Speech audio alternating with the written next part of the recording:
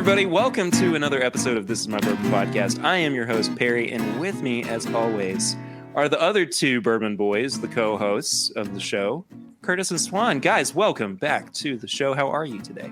I'm great. How about you? Great, too. Also great. This is the shouting episode. This is the episode where we do everything shouting. What are you? What did he say? I remember when they invented chocolate. Yeah, I always hated it. I feel like we've referenced that episode of SpongeBob so many times. Have we really? I think it's happened like once or twice. Oh, goodness gracious. I did have a full conversation over vacation about what my favorite episodes of SpongeBob were. And spoiler alert, it's not what you think. Is it when he delivers the Krusty Krab pizza? Because that's my favorite. That is a great episode, but no. It's a Doodle Bob. Doodle Bob, really strong. Doodle Bob's amazing. See, I actually do not like Doodle Bob.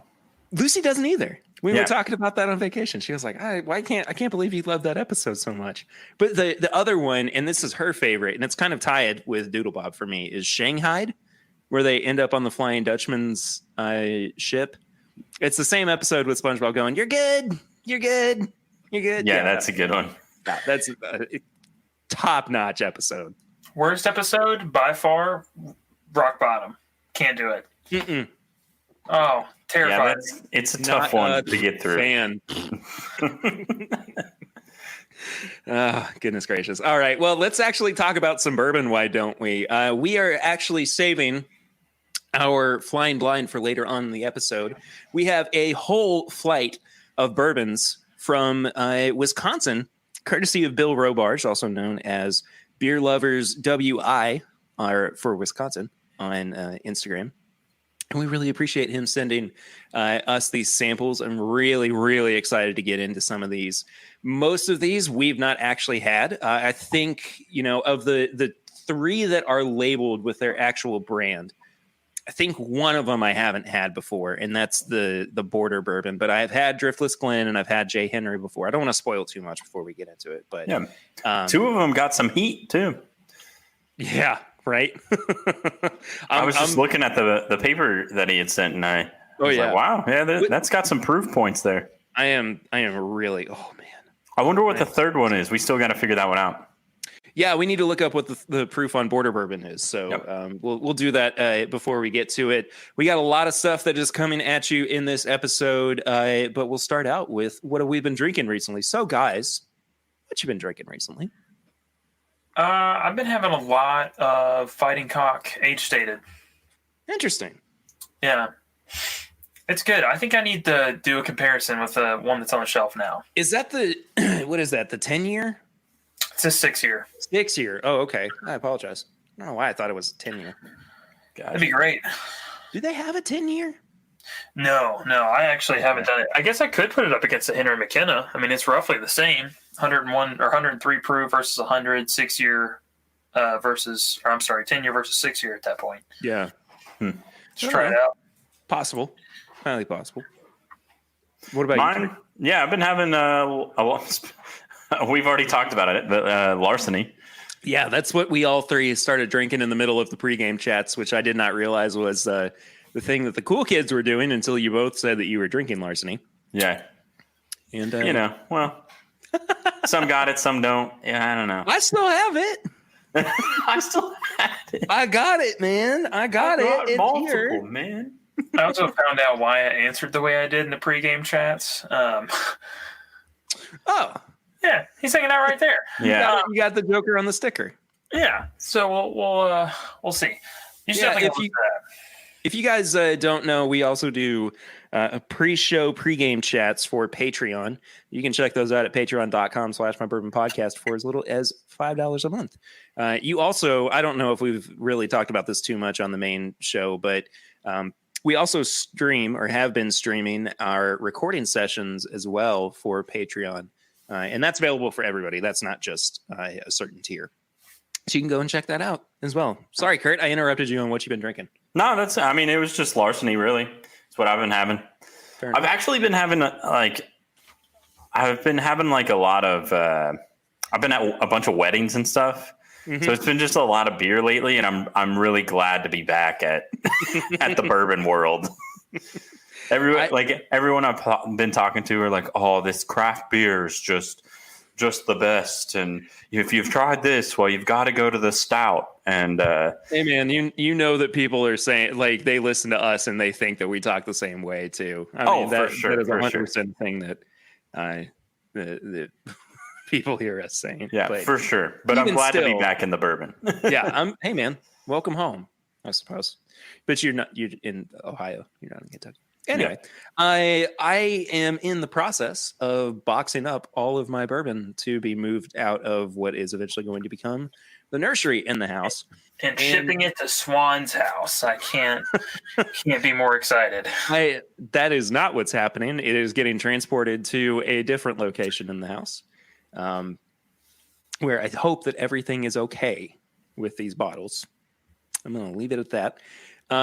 But I've come across a couple that I just figured it was time to kill because there wasn't enough in them to move to another location. So I killed a Jim Beam repeal batch, the last of the sample from Heaven Hill of the Parker's Heritage Heavy Char Rye. Drank that with Brian and Tammy on a hangout actually last week. Brian and Tammy Brannicky. It still holds up as one of my favorite things that came out last year.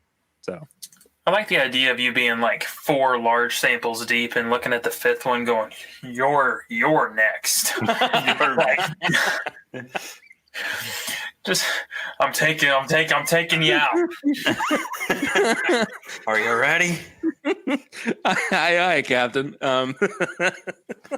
It's the theme for the episode, apparently, is SpongeBob. No, I killed an Elijah Craig store pick as well. There were a couple other ones that were peppered throughout, but also I threw this poll up on our Facebook group too about what your most commonly killed bottle is. There were some interesting responses to that. I was really surprised to see 1792 foolproof picks doing so well. Not that it's a bad product, but I mean, that's like, it's a lot of dollars. I was expecting more like daily drinker kind of things. You know, I'll give them this. I don't think there's been many times I've seen a foolproof pick on the shelf and I thought, I'll see it again. I mean, they're gone. That is true. That is very true. And with Russell's and Elijah Craig, if they're on the shelf, it's like, I'll wait till payday. No. If I see a 1792 foolproof pick, it's going on the credit card and I'll take the pain later. I mean, that's just where it is. And now my credit card bill is just way too high. Yeah, I've got 40 1792 picks in my house, but I'm broke and I've been sent to collections. My credit is garbage. If I get drunk enough, though, I'll never have to pay it. Yeah. I also did a kind of fun stream last week too, where I was trying to recreate Wild Turkey Forgiven, and so Swan let me borrow his bottle of Forgiven as well. So it was nice to kind of revisit this one. I need to get it back to you here soon, Swan. But I had a lot of fun breaking bottles, apparently. Trying to go through and see how these blends worked and everything. I was really impressed with a 50-50 blend of Russell's single barrel bourbon and rye. I think the most consistent one turned out to be the 101 bourbon and rye. And then just like this out of left field, amazing pour was between the rare breed bourbon and rye. And I didn't proof everything down to what it actually is with Forgiven. I think it was 91 proof. But I did have a good time with it. I poured too heavy, but that's what happens when you are known for creating the Perry pour. Yeah, I clocked in for a few minutes and looked at it, and I was like, wow, man, that is a full Glencairn. Is that one of the baby ones? Nope. I was like, see ya. Nope. Bye, Perry. Yeah, for the best. Anyway, we are actually starting to do something a little bit different with the show. I know that we've been fairly news heavy for a while here. So what we're going to do is kind of pull back on these more formal episodes. Excuse me. And once a month, and we'll wind up doing kind of a looser episode where we're hanging out, maybe doing a flight of something. Still talking about stuff, but it doesn't have to be as serious as talking about the news or anything. So we do have a couple of things that we want to touch on news-wise today, but the majority of it is going to be this interview that we've got lined up, and then also us doing this flight from Bill. So we'll go ahead and hop into the news. Again, it's super, super light. The big one that I wanted to talk about is how incredibly successful the 6 millionth barrel of Buffalo Trace did in raising money for charity. Over $1 million for COVID-19 fundraising efforts. Oh my goodness gracious. Yeah, that's amazing. 332 nonprofit organizations. Yes. Wow. Yeah. Oh goodness. I'm blown away by how well this did. Apparently it totally blew out of the water the original goal of $500,000. I imagine that's going to keep growing at some point too. So this is cool. It's nice to see people putting money towards good things, even during a difficult time. Yeah, and it's really cool that the top fundraiser, Bourbon charity, raised $69,125. Yes, and it was all of pretty much bourbon enthusiasts. It's very so cool. That's kind of cool. It's not every day that a special bottle like this one comes around, so it's nice to see that people responded well to it and made something happen. There are a few releases that we're going to touch on this week as well. The first of which is the newest Booker's that's out, Boston Batch. We talked about it some last week on the show. We're gonna try to snag a bottle so we can review it next week, I think. It's 6 years, 3 months, 10 days, 63.25%. That's 126.5 proof. I think I nailed that. This, of course, has gone up in the MSRP category to $90, and it's apparently going to be limited. I never really considered Booker's to be a limited release. Am I skewed in my opinion of that? No, I mean, it's pricey. Doesn't really mean it's exclusive. I can find it in almost every shop I go into. Hello, Gus. Yeah, it's okay. Hey, man, it can get edited out. It's fine. Don't worry about it.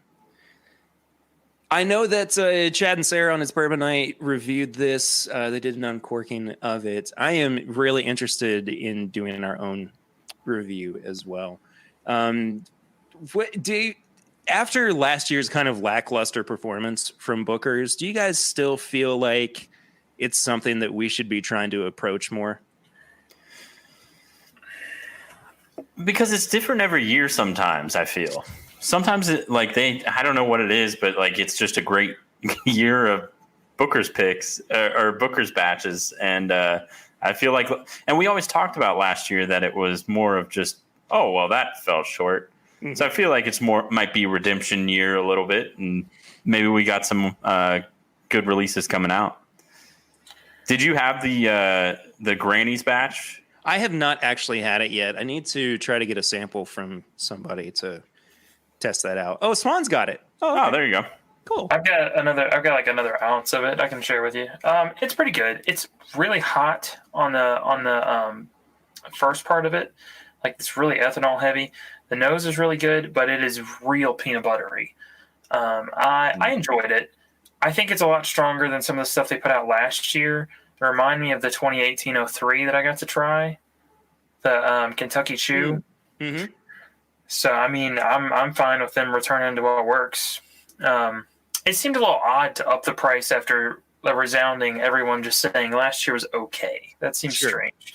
If you had just a phenomenal flagship year of we put out amazing bourbon after amazing bourbon, I could see you going, maybe it's worth an extra $15. They didn't do that. Yeah.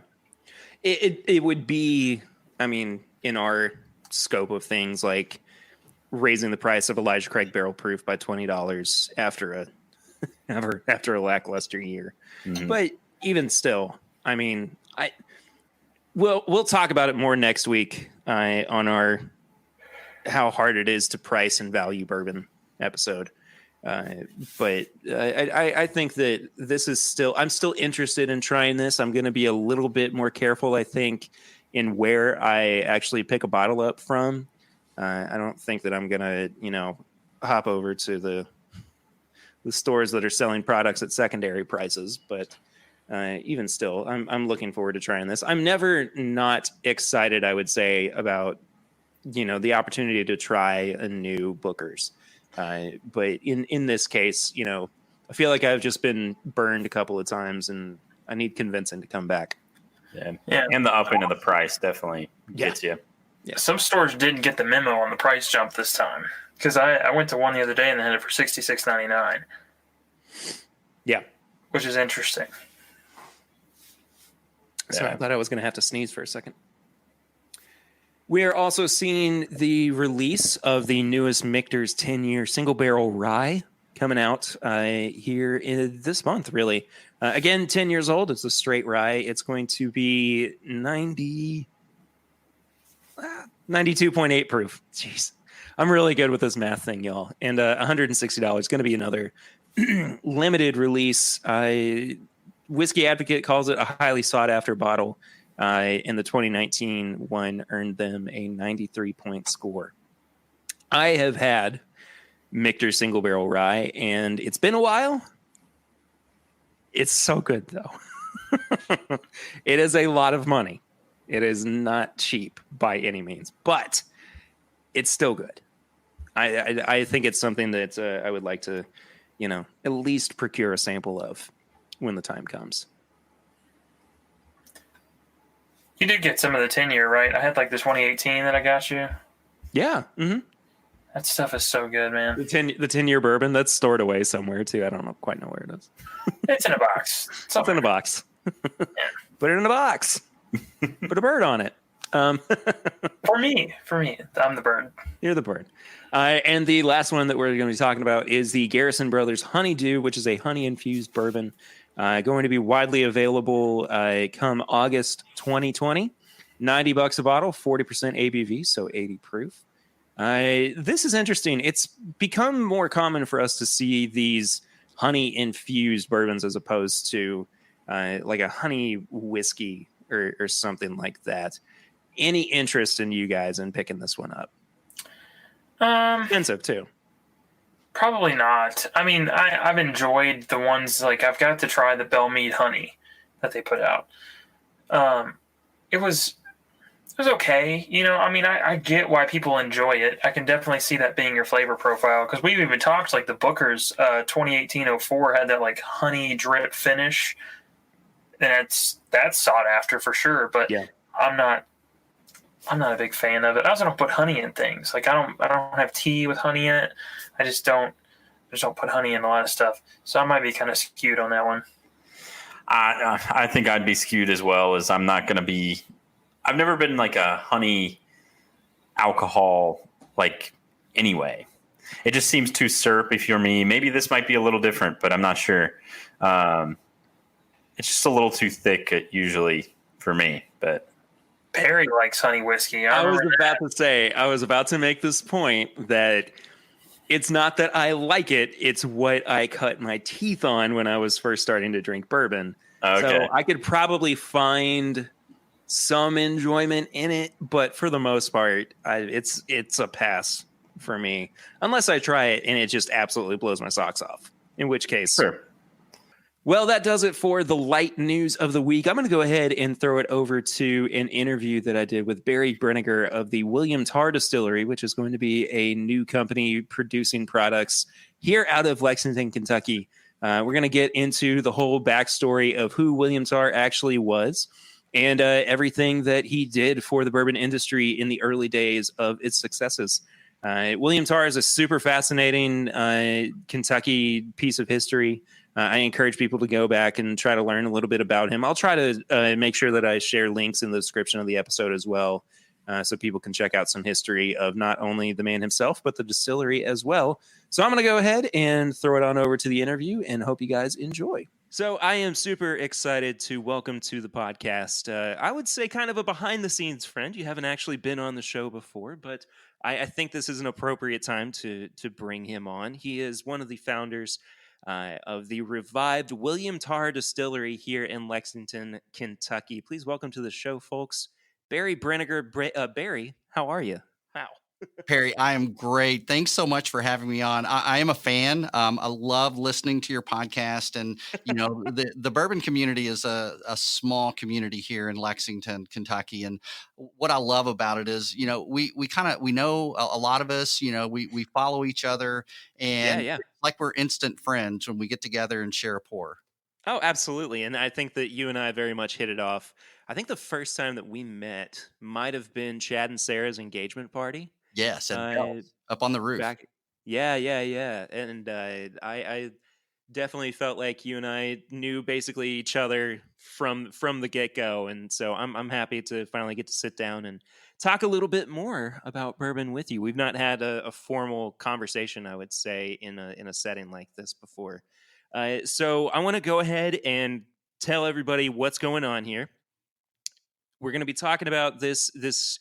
I want to say new, but it's not necessarily new distillery that you guys are bringing to the market.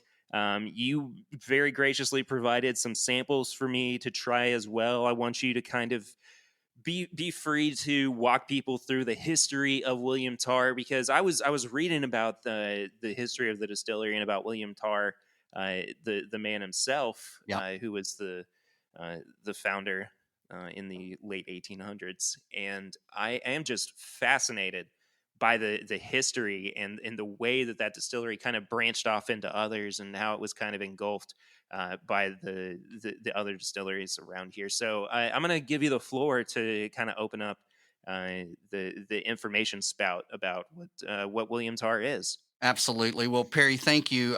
Love the opportunity here to talk about the William Tarr Distillery. And, Absolutely. the William Tarr Distillery was a part of the first federal registered distillery in Lexington, Kentucky. And it was actually founded in 1865 by Ashland, the Ashland Distillery. And that was Turner, Clay, and Company who formed that in 1865. And the federal government at that time was looking to get tax revenue. And so, everybody's got a still in their backyard. And what they wanted to do is they wanted to register distilleries.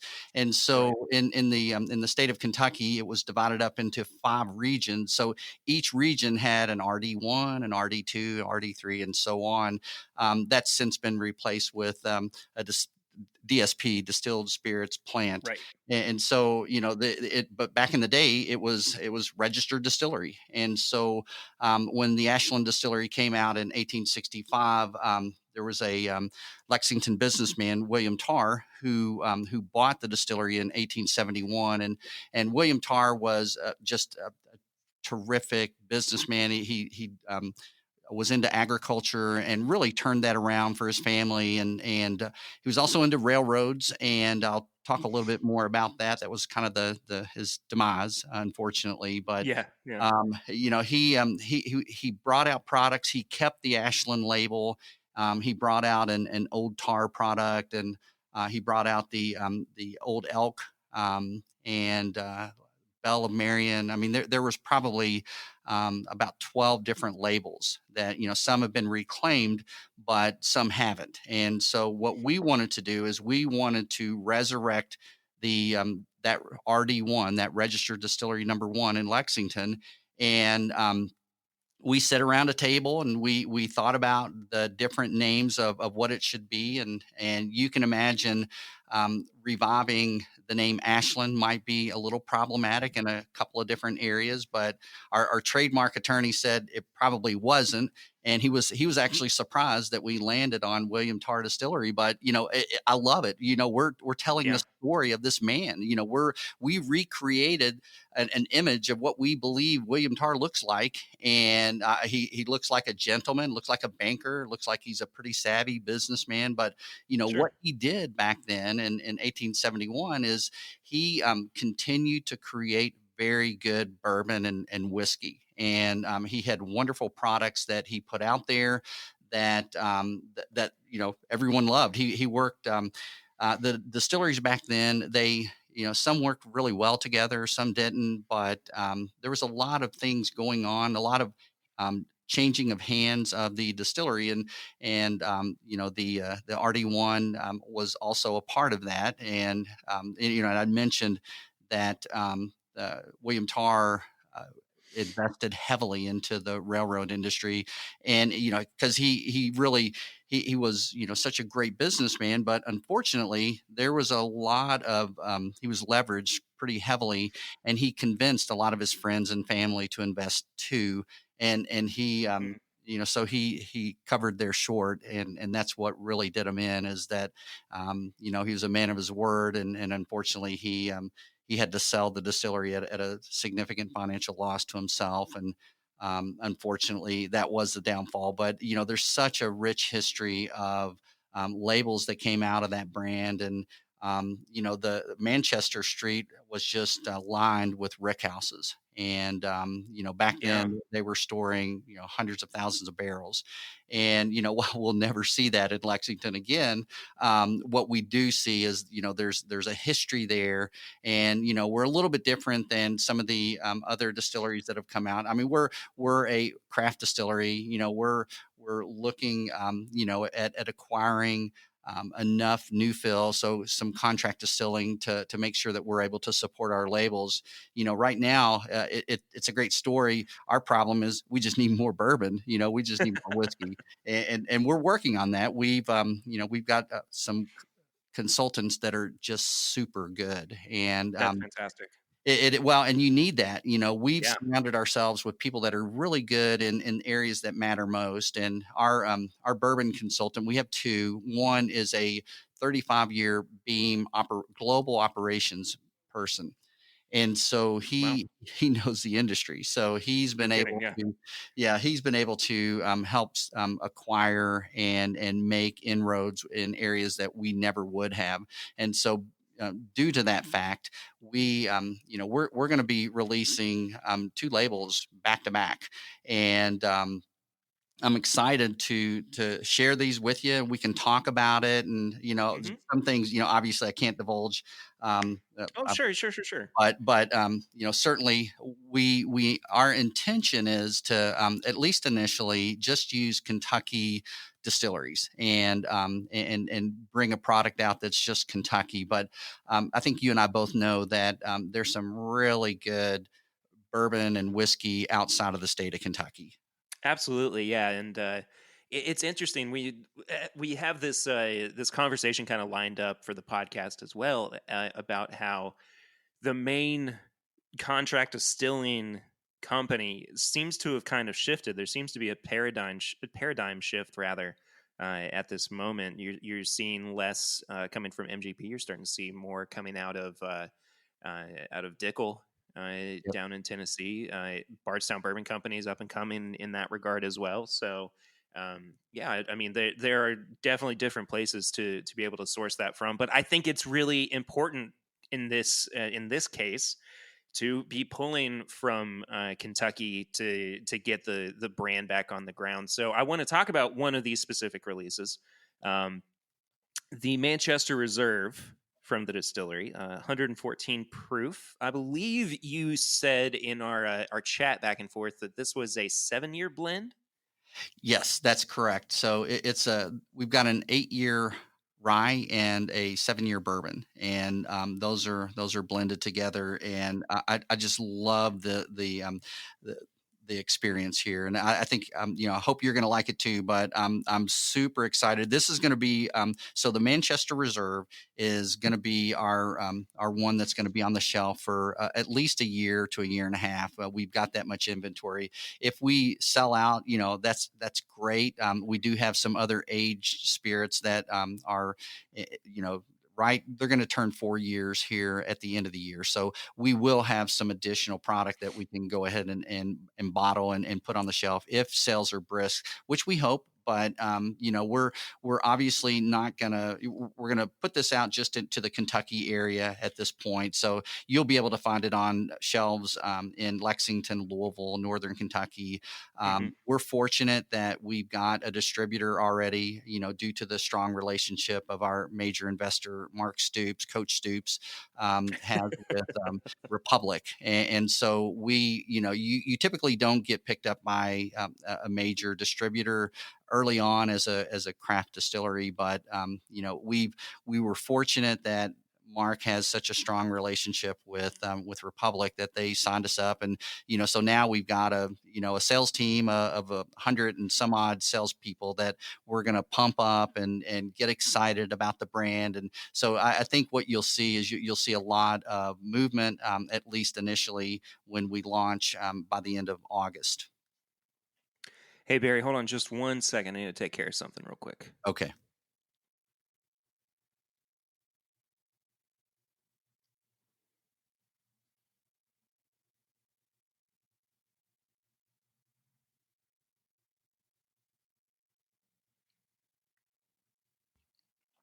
Sorry about that. No worries. So I did take a sip of the Manchester Reserve. I will say that the rye whiskey in the blend definitely comes through much more so than the bourbon. It is a spice bomb up front, and it really is packing that 114 proof heat behind it as well. How many different kind of iterations did you all go through in your blending and your crafting process for this product? We're still going through those, and I'll tell you, you had mentioned, I think, on your latest podcast that I'm with the Lexington Bourbon Society, and a lot of Yes. folks that are love bourbon. They love to drink it at proof, and then they want to proof it down. And so what I wanted to do is this first release, I wanted to have a high proof. I didn't want to proof it down to flavor, because I've got a lot more of this left. And so what I'd like to do is I'd like to continue to hit that perfect mark. And I do believe that perfect mark is going to be south, somewhere in the 100 to 105 range, maybe even lower than that. So yeah, I just because my palate is, I love the higher proof. I just felt like Absolutely. a lot of I think I would have taken a little bit of flack from the local bourbon folks that said, come on, Barry, why didn't you bring out a higher proof on this? So we've done several iterations. What I would like to do is I'd like to bring in some bourbon stewards and just continue to do a focus group and again work through it. But yeah, this one's kind of a nod to LBS, and I'm also a charter member of the Kentucky Black Bourbon Guild, and so what I love about these bourbon groups is they enjoy education, they enjoy drinking, and they enjoy social events, and so that's what a great way to get together and learn about America's native spirit. Most definitely too. And I love the fact too that this is happening in the heart of Kentucky. This is happening right smack dab in the middle of the Bourbon Trail, of the place that people go to really start to experience America's native spirit. And I'm excited to see where you guys are going in terms of the growth of the distillery, how it's going to be raised up here fairly soon. Talk about the construction process behind the new distillery grounds as well, because what's interesting to me, not only are you guys working towards this, but you're also working towards it on the exact same space. Well, not the exact same space, but in a fairly localized space that the original William Tarr distillery was, the original Ashland distillery was. So what's that looking like for you all right now? Yeah, that's a great question. And I think we should preface this with we started in January, and then a global pandemic broke out, and so to say that we're nimble and we've adjusted frequently to the market would be an understatement, because we've had to really look and see how things are progressing, and we don't have access to local city government.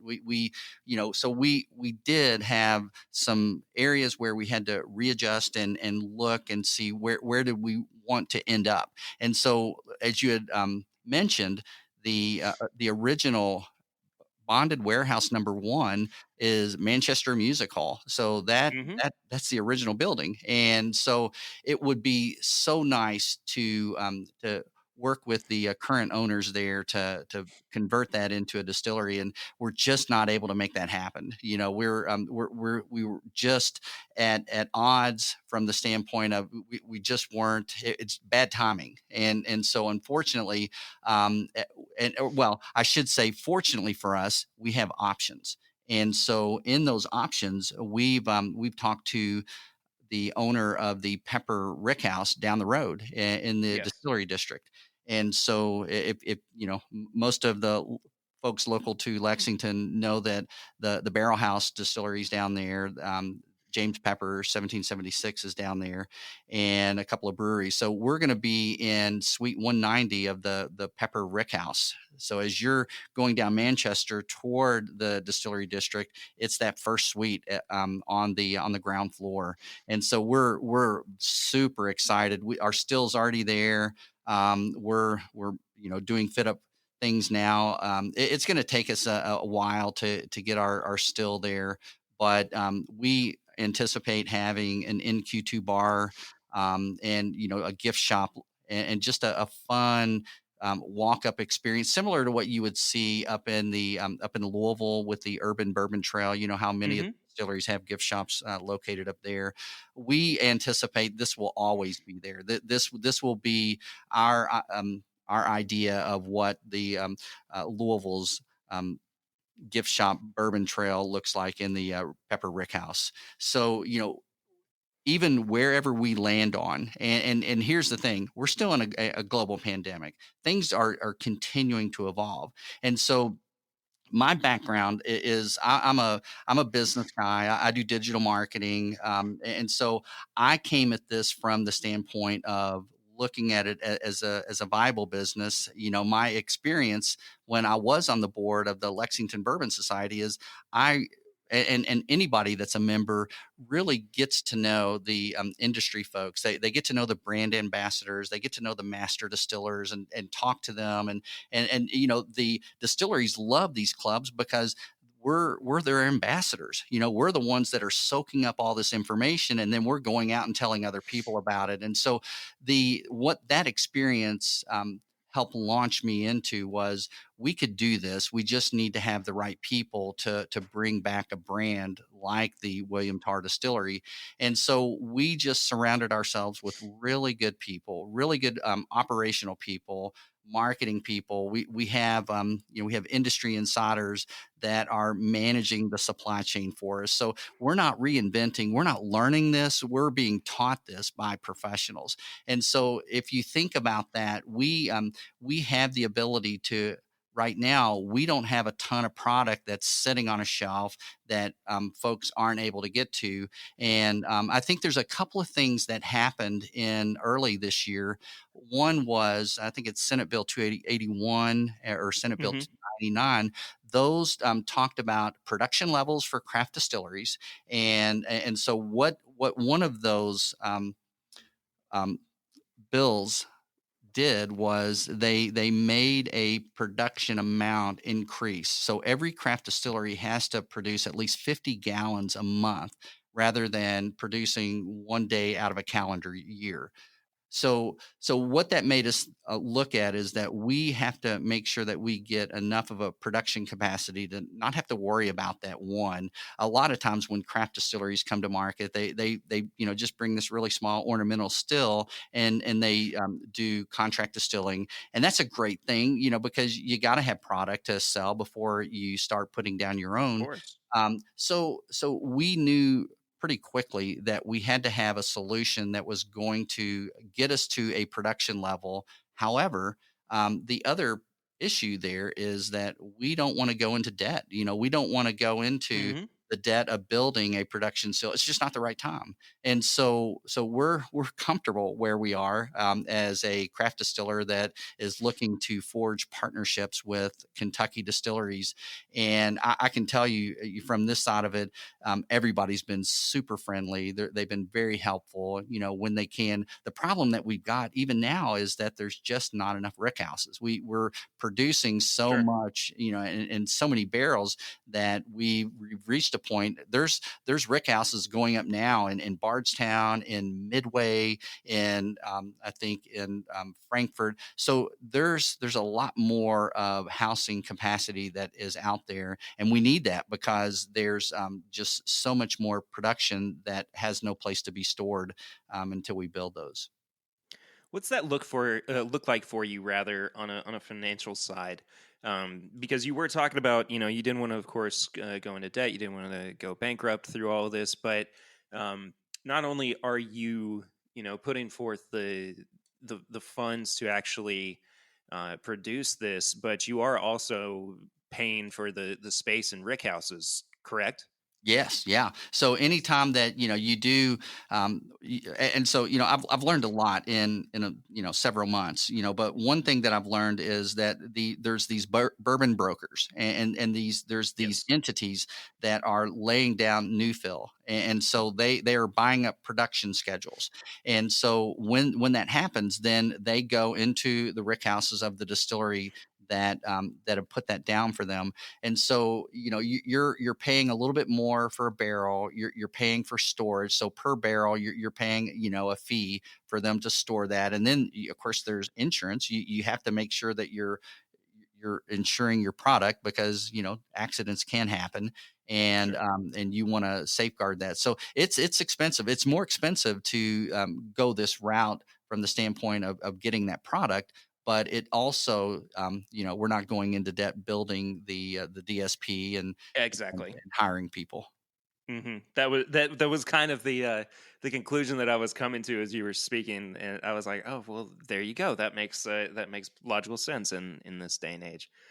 So let's move on to the inheritance 12-year, Well, before 120 we move proof. on, let me Sure, say sure. one more thing about that is that when you look at where the value is on barrels of bourbon and whiskey is from new fill to year four. And so most people may know this, but that investment increases about 50% every year. So at the end of Hmm. 4 years, you've got an investment there that is valuable and can be bottled. And when it goes into the bottle, it's even more valuable, because we're able to sell that at retail. So there is a significant market there. Even if you never want to get into a production capacity, there's value in contract distilling. Oh, for sure. And I think that, kind of what we were talking about a little bit before, it's becoming more and more apparent that that's definitely a more up and coming market during this time. But we are seeing people making great strides in actually contracting out for others who aren't able to produce their own product at this day and age. So anyway, yeah, I definitely want to talk about this inheritance release as well. I actually had a sip of it while we were chatting. It is, and I don't like using this word. It's smooth, man. I know. It's so funny because, and I'll tell you a little story about that in just a little Please. bit here. But did you try the small batch, or did you try the single barrel? Oh, I tried the small batch first. I wanted to see Okay. what that was before, and I'm kind of working my way up in proof as well. Yeah, and let's make sure to compare them back and forth. Let's Yeah, do absolutely. and then so the inheritance. Hmm. We call this the inheritance because we really do feel like we've inherited this brand. We're fortunate that that brand was available, and the how we came about getting these 12-year barrels is an interesting story that we'll probably talk about it face to face, but it is an interesting story. But what I love about it is that we when we did our initial pitch to investors, when anybody would taste this, and these are not bourbon stewards. So these are not folks that are, to the level of a Perry Ritter. The thing that consistently came out of their mouth was, "Oh, it's so smooth," and it is. You flatter me, and I definitely, I had to go back for another sip so I could actually express what I was considering to be smooth, and it's got a very delicate sweetness to it, and it starts really in this kind of, and this is the best way that I can usually approximate flavors, like apple cinnamon Cheerios. Interestingly enough, Mhm. it's definitely got a cinnamon bite to it up front, but it kind of evolves into, and again, I'm equating it to food, a chocolate glazed donut. And it lingers on that, on the sugariness, the sweetness, and it's definitely, I think that, having had the kind of spice bomb that was the reserve, excuse me, right before that, I'm probably seeing some of the contrast between the two. So I might have to take a sip of water so I can make sure I'm not missing out on anything. Yeah, I would agree with that. I think that even if you're not a person who drinks barrel cask or high proof bourbons, you can get by with this one. Now you can tell the proof. With me, I can differentiate the difference Mhm. between something that's hot but something that is higher proof. There's a whole different mouthfeel that you get with that. And so what I get is I get a lot of that, that burnt kind of creme brulee for me Absolutely. is what I'm getting, but it finishes with some of these complex spicy notes, which is weird because if you know the mash bill, it doesn't have as much of the rye content, obviously, as the blend, the Manchester Reserve blend. Sure, yeah. And I haven't had a chance to try out the single barrel yet either. This is 122.9 proof. It is also 12 years old though. Um, this is exciting. I like getting these little behind the scenes peeks at distilleries and their products. I think the spices definitely come back through on the nose with the Mhm. the single barrel, I would say. What we found is when we looked at the blend, we did mute a lot of that spice.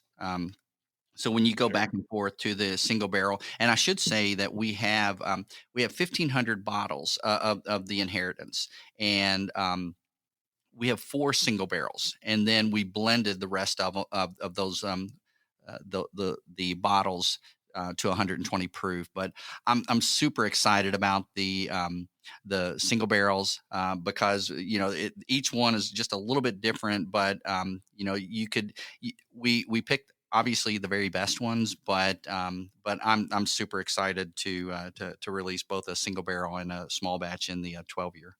Yeah, absolutely. This is a huge difference from the one prior. Wow.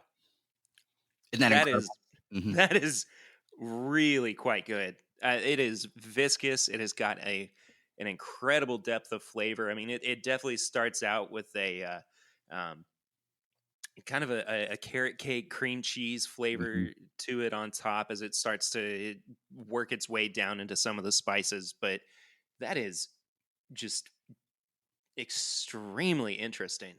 And I Yeah. mean that in the best of ways. That's not a cop out by any means. I'm right there with you. I loved it. We were really. I was hoping to get more single barrels, but these 4 were the ones that really shined and had the notes that we really felt people would latch onto. Hmm. Gosh, that is delicious.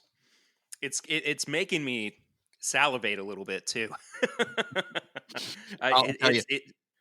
Go ahead. Go ahead. Go ahead, Barry.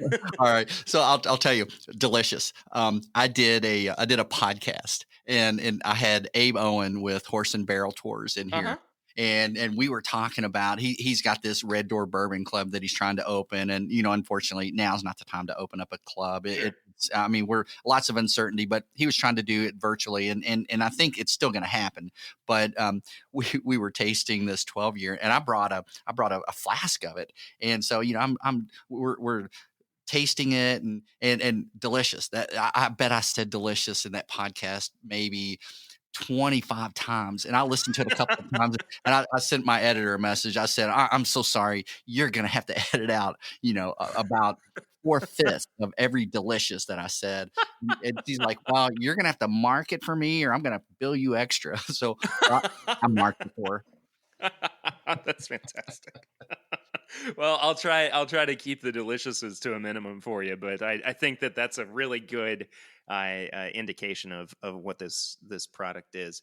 I want to talk to a little bit, kind of about not we've touched on it a hair, but I want to get a little bit more into it about the inspiration behind bringing back a brand like William Tarr, and I think that we're definitely in the age where people are bringing back brands of whiskeys that they either had some kind of connection to, or there's always that old adage of, well, this was the recipe that I found in my granddaddy's basement, and I'm making the product the same way that he used to. And you're not doing that with this one. You're adopting the brand and you're reviving it and really honoring it in this way. So what was some of the inspiration behind William Tarr being the face of this revival brand? Yeah, and I'm going to come back also to talk about the being true to the roots and true to the original recipe, but I'll come back to that. The when we got together, Jill Bakhorn, who owns 903 Venues, which is the Grand Reserve, which is right next to the Manchester Music Hall, and then she has the Speakeasy. She also owns Bluegrass Catering, and so she, for the last 14, 15 years, has been soaking up all the history of the Manchester Music Hall, what that represented. And so, in the back of her mind, she's always thinking, gosh, I'd really love to resurrect that brand and bring that back to market. And so, a bourbon guy that's a marketer that comes across her and starts talking with her and working with her and with her marketing, we kind of get our heads together, and I'm like, oh yeah, we can definitely do this. Let's look at the brand. So, we looked at it and we're talking about 60 years of history there with the distillery. So you gotta, looking at it from that perspective, there's so many layers that we're going to be able to uncover. And so it's, I have to give her props and credit that she's really the brainchild of, I want to bring this back. I'll give myself a little bit of credit for jumping on an opportunity. As you should, for sure. Definitely. So, when you think about bringing a product to market with that much history, you really have to zone in on a point and start the brand. So we had to land on a name and start the brand from there. And I don't know if you've seen any of the label reveal that we did last Wednesday. Yeah. But we revealed the labels, and so we have a replication of what we believe William Tarr would have looked like. And so, I mean, we looked at family members. There's no photos out there of William Tarr. I can't believe it. There's photos of his wife. There's photos of his kids. He must have been camera shy. But so we looked at the traits, and we brought on Jeff Ruth, who is an incredible artist, designer, and he reached out to a contractor that was a graphic design artist and did a replica of what we believe William Tarr would look like, just based on historical data. And he's a very nice looking gentleman who, like I said, looks like a banker, looks like a businessman, and looks like a successful one. And so we're bringing out old William Tarr to the market. And our first two releases are, the inheritance is like, while we feel privileged and honored to be able to resurrect this distillery, we do have a logo that is the RD1, because we wanted to make sure everyone knew that, there was a significant history with every distillery that owned the that brand, that label, was able to claim that they were RD1. And so we felt strongly that we wanted to bring that back with it. And if you look at the Ashland Distillery, they have an ash tree that is a Yes. part of their label, and so we took the bold step of replicating an oak tree, because oak and the barrels, it made sense. And while we wanted to stay true to the as many of the labels as we could, we also recognize the importance of oak. We recognize the importance of having a story, and having the privilege of being able to retell that. So the difference, I think you can see with where we are, is we're coming to the market, and we just have to tell the story to people so that they can dissect it. And so the important thing is landing on a point, and then making that crystal clear of who William Tarr was and is, and then bringing out those labels. And so when we first started, I had met with a couple of local bourbon folks, and was just talking with them about what I was looking to acquire. And I was actually looking to acquire a bottle of the original spirit. And I was really lucky. So the very next day after I met with this broker person, called me up and said, "You're not going to believe this, but I found you a sealed pint bottle of Old Tarr." No kidding. Yeah, yeah. So That's incredible. it was barreled in 1917, before Prohibition, and it was bottled in 1932. So Oh my gosh. it's still sealed. So now, what I need to do, and I'm going to be on the panel, but I need really good people that have, are expert tasters, and we're gonna open that bottle. And we're gonna try to figure out as close as possible what kind of mash bill, because you can't, there's not a whole lot of analysis that you're going to be able to do to get the things that we need. We're not going to be able to know the yeast strain, but we can probably pick out the a part of the mash bill. So unfortunately, this is a whiskey. It's not the bourbon. They did come out with Old Tarr bottled in bond whiskey, and bottled in bond bourbon. And so this was the whiskey, 100 proof. And we are going to try to lay that mash bill down. And so what we would like to do, the label here is Old WM Tarr. We're hoping to come out and do a throwback replica of Old Tarr. That's fantastic. I mean, I got chills a little bit listening to that. I mean, just the fact that you were able to acquire a bottle that he would have actually produced during It's his crazy. tenure. Yeah, that is crazy. It's absolutely wild. For sure, though. I mean, I would when that tasting panel happens, be sure to reach out to Wilderness Trail. They've got such a great team of folks who can help break down some of the actual chemical side of it. Yeah. They might be able to actually help you out there and get a little bit more specific too.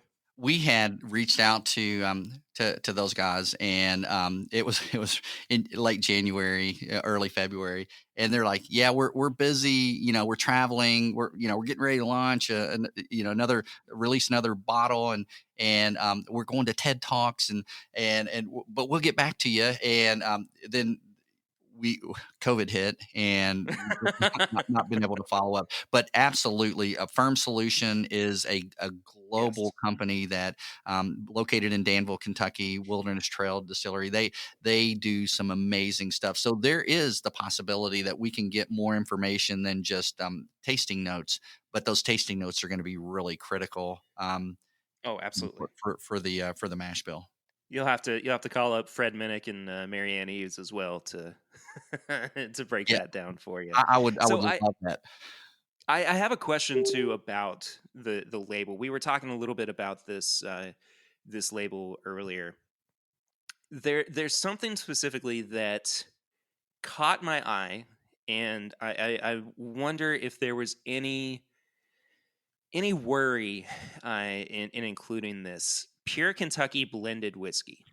Yeah, It's let me give you an update there, because we just submitted the cola, and uh so the before we submitted it, our contract bottler said this probably is not going to pass because you can't use pure in a product like this, and so we've already taken that off. We've mhm. removed that. Yeah. Um, we have really good creative folks that are helping us, with the label and with the wording. But this is kind of our first pass, and so we're going to have some changes on that label. But that's one word we're going to have to change. Kentucky straight blended whiskey. I think people might be a little bit more on board with that. I'm not entirely sure, but for me, it's the blended aspect, and it's no knock on you all by any means, but I imagine that the market itself, we have folks who say they would rather have just straight bourbon or straight rye, but when you talk about blended, people kind of turn their nose up a little bit. They think, well, that's not what Kentucky straight bourbon is, but it is something that is very common in the bourbon industry because you're not taking a single barrel of Turkey 101 and putting it out. You're blending it with other barrels, and kind of the layman might not understand that as much. Was there anything that kept you uh, from putting blended whiskey on this label? Were you concerned about it at all? I'll bet a year, 2 years from now, we'll look back and think, what were we thinking, putting that on a label? And I'll chalk some of it up to just being a little bit new to the industry, and then wanting to come out with a label that was appropriate and stood out on the shelf. So we want something that when you're 15 feet away, you're going to be able to identify the bottle. Some labels, when you look at, you have to be a couple of feet away to identify what kind of bottle, what's the artwork on there. But Sure. what we believe with this label is that it's going to have eye appeal at 15 feet and at 1 foot. So I think that some of the wordsmithing, we're going to get a whole lot better. I do believe, as we continue to gain more knowledge and insight. So I'll chalk that one up to some of the wordsmithing. We're excited about it, and we're definitely looking forward to jumping into the deep end. But we do recognize we're probably gonna take it on the chin on a couple of areas there. But how much Sure. fun is that? How much fun is it to be able to bring a product to market and see it hopefully be successfut? Yeah, and I definitely excuse me. Let me start that over. Sorry, I got something got caught in my throat. No, I'm definitely excited to see how that's going to evolve for you all as well, especially considering how varied and really quite tasty all three of these products are, from the blend all the way up to the single barrel. This is exciting times for you, and I'm really looking forward to seeing where you guys kind of move forward with the brand. Is there anything else that you would like folks to know about William Tarr before we kind of wrap this up? Well, I think that would love for everybody to go check us out on online. We've got we're on all the right channels: Facebook, Instagram, LinkedIn. We Our website, you're able to pre-order. We're not quite ready to take financial information. We've got to jump through a couple more hoops before we do that. But you can pre-order, and then once we dot all the i's and cross the t's, we'll be able to come back and let you know when curbside pickup, depending on it, if we're at that point, or come into the gift shop and pick up a bottle. once we get those on the shelves. So, but we love the Lexington community and the bourbon community as a whole, and we want to be a partner for Kentucky tourism. We want to be a destination location as well as all the other Lexington distilleries and breweries. We want to be a good partner and good neighbor, and make sure that as we market, we're going to not only market ourselves, but we're going to market Lexington as a destination location on the Bourbon Trail, with yet another opportunity to come and visit a resurrected vintage bourbon brand. Barry, thank you so much, man. It's been a pleasure getting to chat with you. Everybody, be sure to go check out the William Tarr Distillery and all their products that are going to be dropping over the next couple of months. Thanks, Perry. I appreciate it. No problem, man. Thank you. All right. Take care. My thanks again to Barry coming on and letting me try some of these awesome products from the William Tarr Distillery, and I look forward to seeing where their future lies. And it's going to be cool. It's going to be really cool. All righty, you guys ready to get into these Wisconsin bourbons? Before we do, can I propose something with this? Of course. All right, so 2 of these are from Otto's Wine and Spirit. I'm not sure what it is, but it's an Otto's store pick. It's spelled OTTO. I want to see, when people do multiple picks like this, do they lean towards a flavor profile, like similar notes between the two? I kind of want to do a little bit of a comparison between the Driftless Glen and the J. Henry and Sons. Sure. Do you want to start with the Border Bourbon then? Sure. Yeah, that'd be fine. I just want to see, maybe they got a flavor profile they're shooting for, because I've never done a pick personally. We might be doing one later, but I'd be interested to see if there's something that somebody picks out as their target. Is that the first time that we've teased that in the public space? I don't think so. I think Maybe. it might be. You can cut it out. That's okay. That's okay. I just more info on that later. That's all I'm gonna say for now. So Border Bourbon is produced by the 45th Parallel Distillery, and according to their website, they are currently releasing whiskey at 4 years of age, using traditional aging techniques and medium char in Ozark white oak barrels. The barrels are constructed from wood staves that are air dried for 3 years. And they have the proof listed on the bottle as 92.3. I don't know if that's consistent or exactly what we have in this sample, but I am looking forward to getting into this. Once again, I want to say thank you to Bill Robarge from Beer Lovers Wisconsin, Beer Lovers WI on Instagram, for sending us these samples. We always appreciate when listeners send in samples for us to try on the show. If you would like to do that as well, please get in contact with us at My Bourbon Pod on social media, and you can also send us an email to thisismybourbonshop@gmail.com. And like I said, we appreciate everybody. So Border Bourbon, 92.3 proof, 4 years old. It's a little light in color. That's what I noticed as well. Yeah. It's a little light in the nose, I feel, in the nose too. department, yeah. It's a sweet nose, though. I wouldn't, I don't want to say there's nothing. I'm definitely getting more of a sweet. Yeah, I'm getting more of like a sweet, kind of like a corn.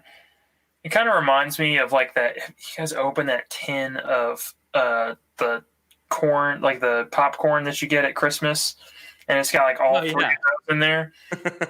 Yeah. Like there's a lot going on. It's a little hard to pick it up, but there's like an underlying there's definitely caramel corn in there. Yeah, like the caramel corn with like the it's like the variety pack of them. It absolutely is. Yeah. There is a savory note that's hanging around there as well. I'm also picking up just the slightest tinge of mint. I can see that. Yeah. It's really kind of layered in there, but it is present nonetheless. Does this one have a mash bill? Did that get mentioned in that? It did not get mentioned in the letter from Bill. It also did not get mentioned on their website. I'm definitely leaning towards this being a higher rye bourbon. Yeah, I'm getting some rye in that. Yeah, that's what I would anticipate that as well. I do like the nose quite a bit, I will say. Definitely get more of the rye on Woo. the Mm-hmm. on the palate. That nose and that palate are very different. Oh, what is that sweet note? Are you guys getting like a fruit punch sweet note on the finish? Yeah. That is really interesting. I'm trying to get. I'm not getting that yet. Tastes like cantaloupe. Thank you. Okay, That's what yeah. it is. Yeah, That's 'Cause exactly what it is. when you said the fruit punch, it seemed like a little too strong. Yeah. You know, It's got like cantaloupe's more subtle. note. Yeah. I like this. I feel like the malt, the like content's a little higher. It's I got think some so too. weird stuff going on there, which I'm not mad about. Some of my favorite stuff that's come out recently has actually had a slightly higher malt content. Like look at the Old Forester rye. True. That is very true. Yeah, It's even kind of reminiscent of this. It almost reminds me of some of the Brown-Forman products that I've enjoyed, but at a lower proof. Because usually the Brown-Forman products kind of have to hurt me a little bit before I'm like, this is good. This is not super high proof, and I enjoy it. Yeah. So Bill also gave us a little bit more information about this. He said they distill multiple products and also contract distill.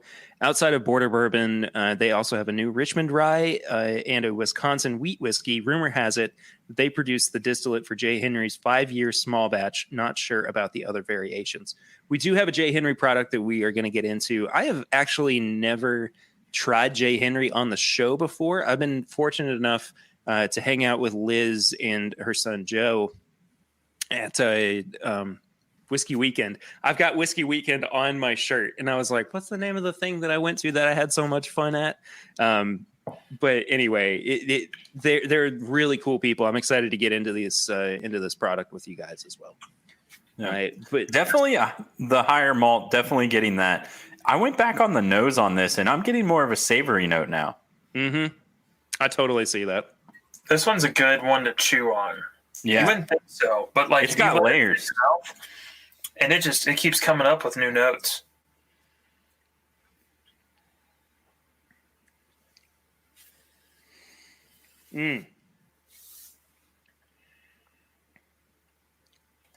It's so different. I mean, it is so interesting and different from anything I've had recently. Yeah, I actually enjoy the fact that they bottled it at this proof. Mm-hmm. I feel like there's a lot of incentive to just put it out as cash strength as you can get it, and that's generally how I enjoy stuff. But as a person that's kind of a proof hound, I actually like it right where it's at. Yeah, I think that it's easily drinkable. I don't know what the price is on this, but it certainly seems like at the proof and really at the age, I would expect for it to be more affordable. But at the same time, we've got distilleries who are putting out young stuff that is totally out of their price range in terms of what they should be doing. So Out of their league. way so. So I don't know. I think that was a really solid start for us. Bill, I apologize that we're kind of going out of order, but I liked Swan's idea. Yeah, I was happy with that. Yeah, absolutely. I'm going to go ahead and pour up the J. Henry and the Driftless Glen as well, if you guys would like to join. Oh, I've already got mine going. I'm ready to go. Listen, Ooh, look at you. someone in our questions we asked if we could drink tonight. It was me. I'm gonna spoil it. I asked if we could drink tonight. I'm ready. I got You're 3 Sean Thomas Moore? You're Cian? Cian Murray. That's me. I got them all poured, man. I'm ready to go. Yeah, we're definitely gonna have to. The last call post game chats are gonna be fun too. Just save your files this time, Swan, please. Oh, I gotcha. Yeah, Swan. Jeez, who messes up like that? All right. No comment. All right. Not me, right? Definitely didn't happen to me at one point too. So we're 3 for 3 in that case.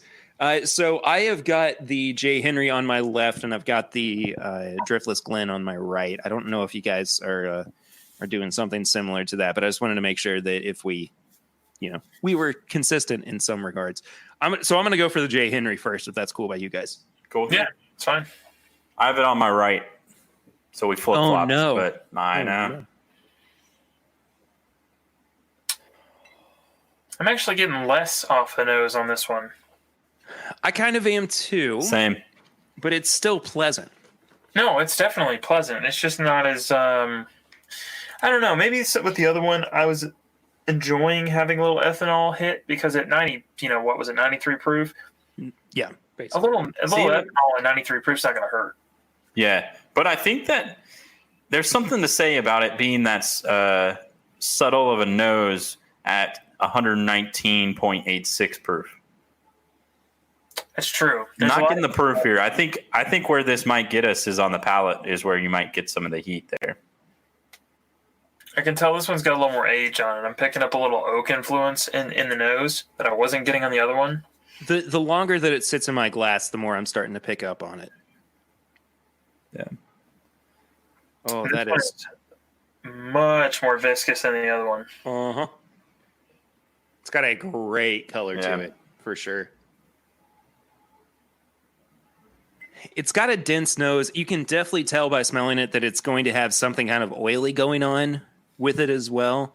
Once you get to the palate. And Swan wasn't ready for the heat. No.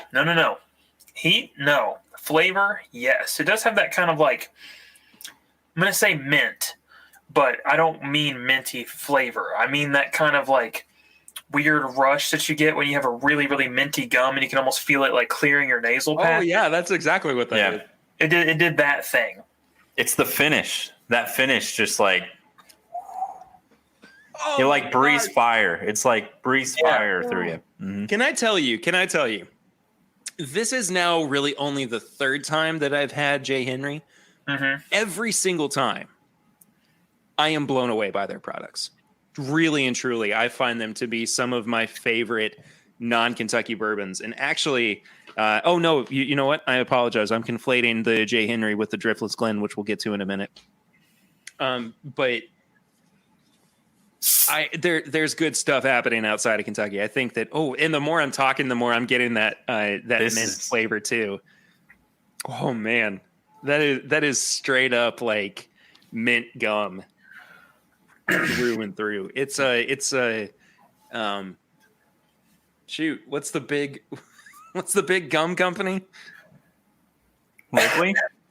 Huh? Not Wrigley? Wrigley. No, the Orbit? Bubba.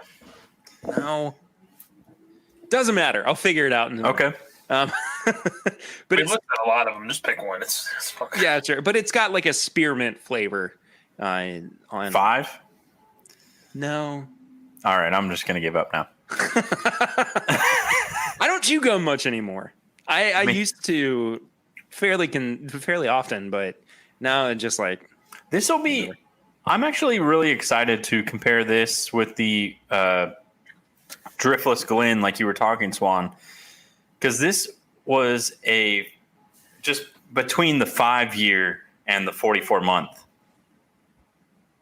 which is pretty similar, but well, the Driftless Glen's the 44-month one. yeah. Sorry, I mixed that up. I'm actually just really. It's interesting to me that it's a 5-year age cask strength, and I'm getting more of an age than just 5 years. Yeah, I agree with that. That's more of what I was meaning. Yeah. No, I totally get you.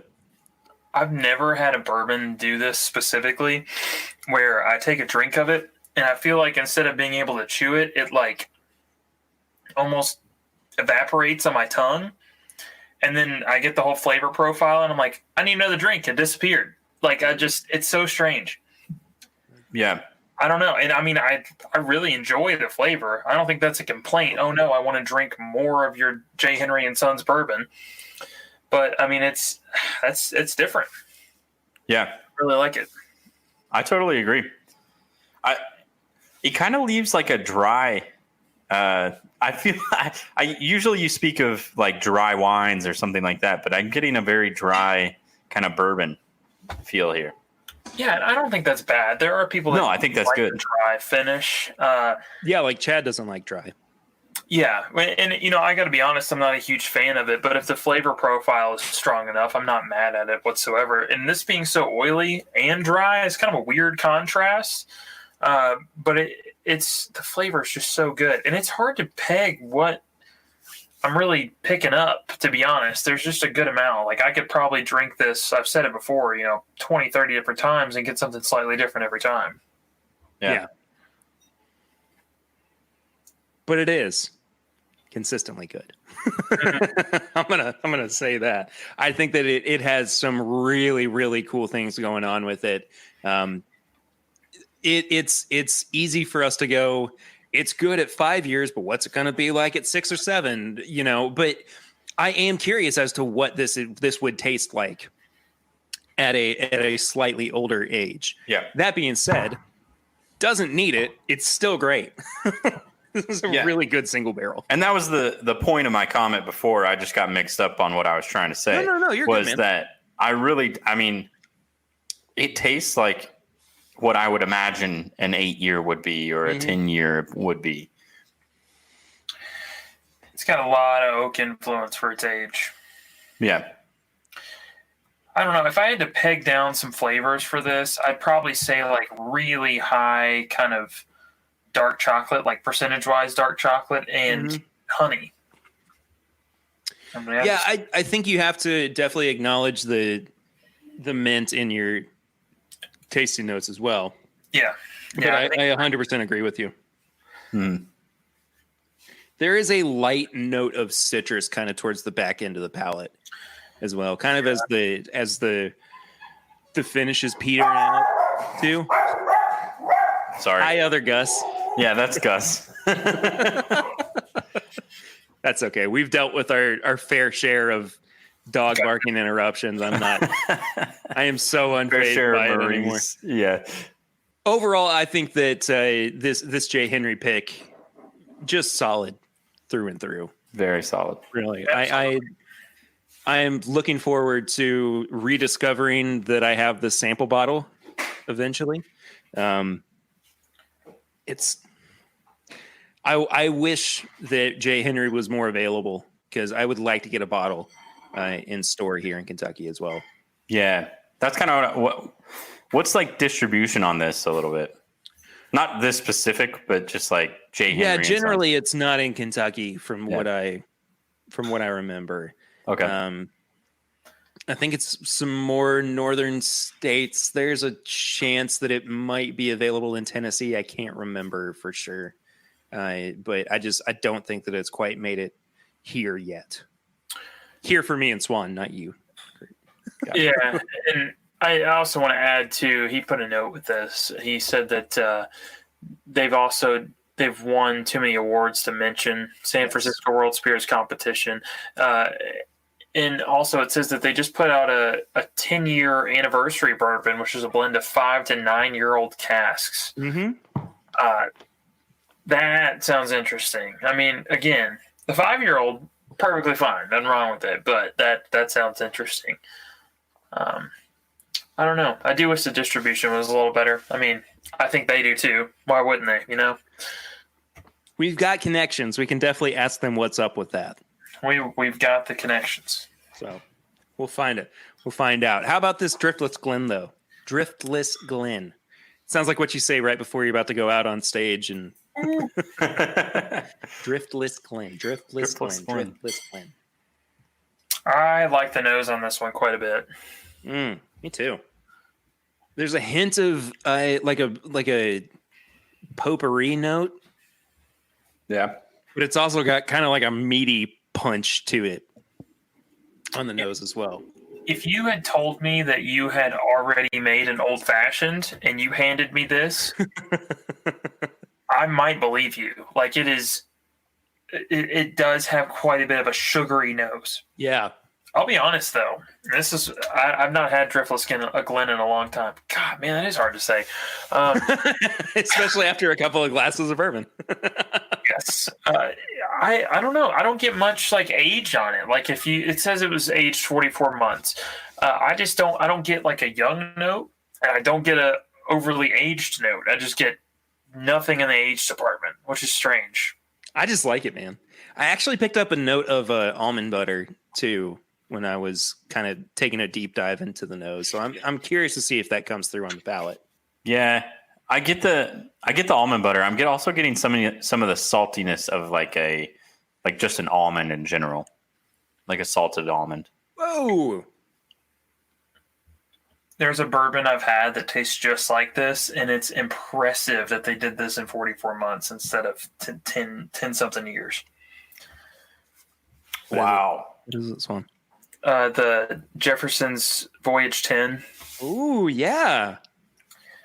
The brininess is there. Oh, it totally reminds me of that. The almond butter, it's there. The slight bit of citrus in the middle of the palate that just disappears on the finish. It almost reminds me of chess bars. Have you ever had those? Like chess pie? Oh, yeah, of course. Oh, it's good. This is good. This is my favorite thing I've tried tonight. I have to agree. Which I'm looking forward to trying this this blind one too. Yeah, me too. For end of show flying blind. I'll be honest, just on the nose, comparing these two picks, Otto's doesn't have a flavor profile. They just pick no, they pick good stuff, man. They just pick what is good out of the barrels that they are offered. I've noticed that both of them have like a sweet similarity with a slight citrus somewhere in there, but that's it. I mean, who's mad at that? Those are very common bourbon notes. There's a pine tree note that I'm picking up on the nose now too. But it's like real pine tree. It's not it's not car wash thing, right? Yeah, it's not pine sol. It's not the thing you hang in your That's the power of pine sol, baby. I was waiting for somebody to do it. Ooh. This is good. This is really good. I'm a big fan of this one. Yeah, I'm just reading about it right now too. They've got so many other products. It's featured in Whiskey Advocate's top 6 best bourbons not from Kentucky. That's what I was getting at with the J. Henry. I accidentally confused the two. Yeah. Oh, hey, you know what? Both of them might be in the top 6, to be honest. That and Woodinville. Oh, my goodness, man. They're. Huh. Mm-hmm. I'd also like to try their. I mean, I know we're all bourbon, but they also make vodka, brandy, moonshine, and gin. Oh, I would be all about trying their. That's gin. a huge kind of a menu that they've got going on. I would be so down for that. I would love to do like a full review of a distillery that does that kind of stuff, and then find another one that does the same thing. Oh, snap. We could do Hotel Tango. Hotel Tango, absolutely. Just compare the two, man. Oh, we need to do that. We actually need to put this up against the Hotel Tango 2-year bourbon. I think that would be a really cool comparison. Yeah, that would be. Yeah, and then they've also got vodka and gin, which Hotel Tango has both of. We just do their whole lineup, man. I'm here for it.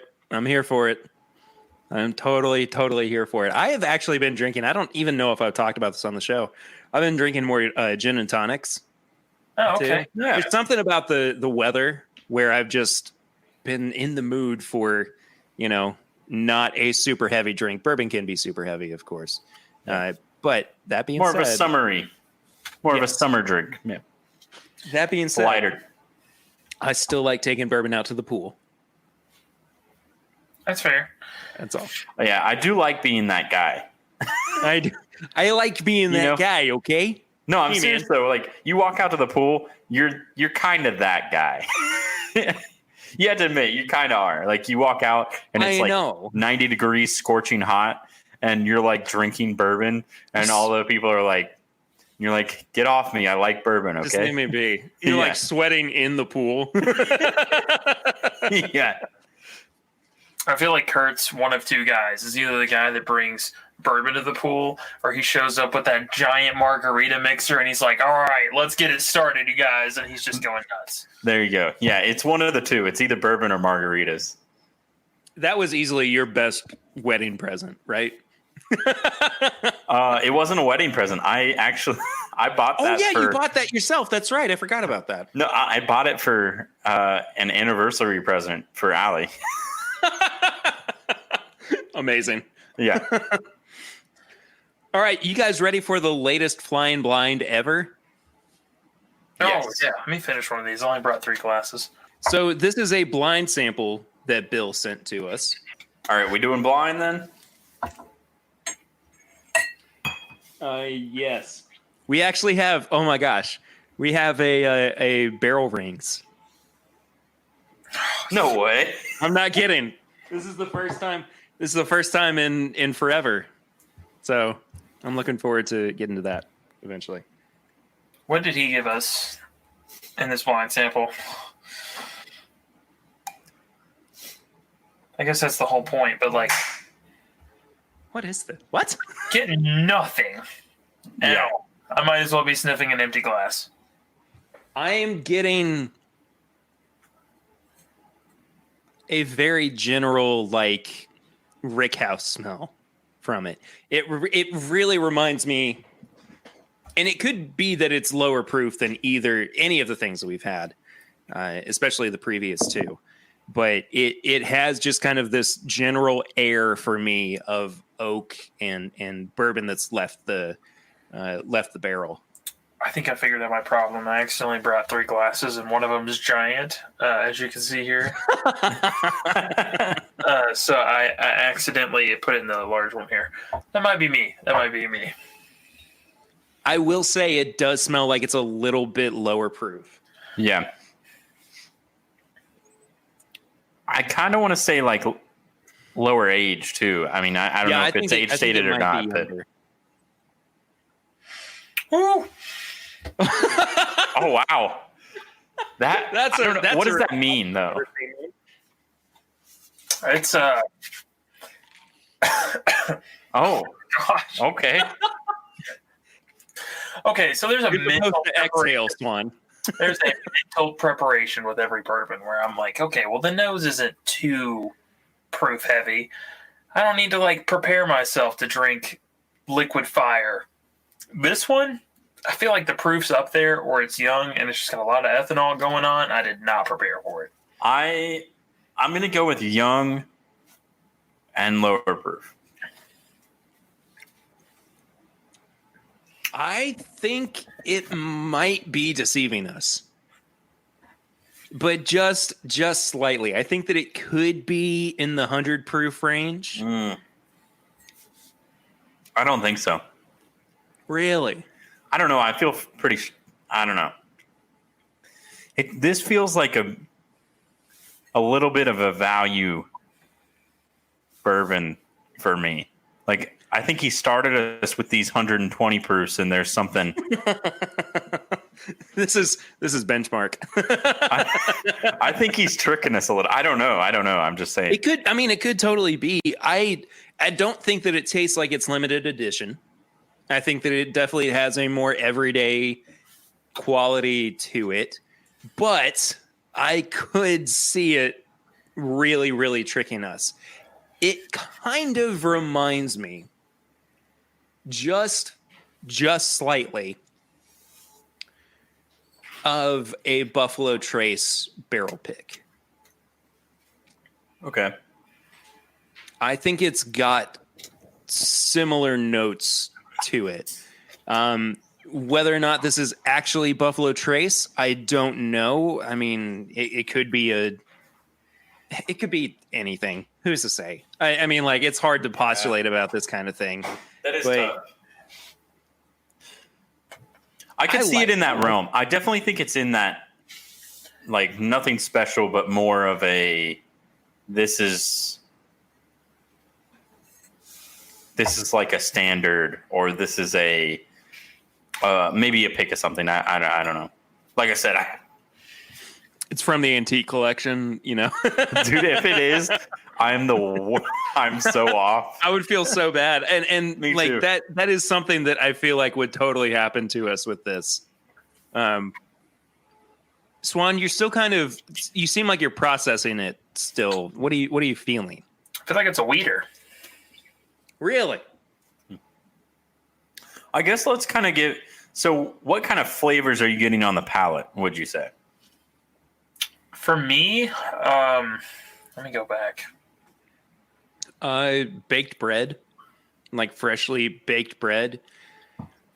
I think it kind of starts to lean into some savory notes as well. Starts to give way to a little bit of citrus once it rolls into the finish. I think the finish actually has a more earthy, kind of mossy flavor to it as well. It's not a super long finish. I'm still getting the hug with it, but overall, I think that it's just kind of it tapers off pretty quickly with the finish. Overall, I think it's I think it's really pleasing. I think it's not a bad drinker in that regard. Yeah, I'd agree with that. I'm definitely getting some of that baked bread, that yeast smell, definitely of reminding you of like a bourbon or like a distillery type of smell. Like you went past Buffalo Trace and it was, you're getting that yeast smell. Well, that's what I was kind of getting at with the nose too. I think that the nose is a little bit more general. I think the nose leans more towards what I was saying was, you walk into a distillery and you're kind of just getting the fumes coming off of the barrels and everything. So I'm not saying that's a bad thing. I'm just saying that it's just kind of like a standard bourbon note. Yeah. There. Mm-hmm. So. See, I'm getting like bread, kind of like a artificial cherry and sorghum. I could definitely see the artificial cherry. I don't know if I'm quite in the sorghum place. Maybe closer to maybe something a little bit lighter. Maybe more in the range of like a brown sugar. Okay. Yeah, I can see that. I think that the proof is deceiving. I'm going to say this is like 105-ish. That's what I was thinking too. I don't think that it's super high. I'm going to stick within the 100 proof range. I really don't have a guess as to what this product is. Yeah. I'm going No I think I'm going to go for lower, under 100. I think that might be the safe bet. I feel like that's going to be the most accurate out of all of them. We'll do this together. We'll find out all at the same time. If you guys are ready, I have my paper in hand. Got mine As do you both.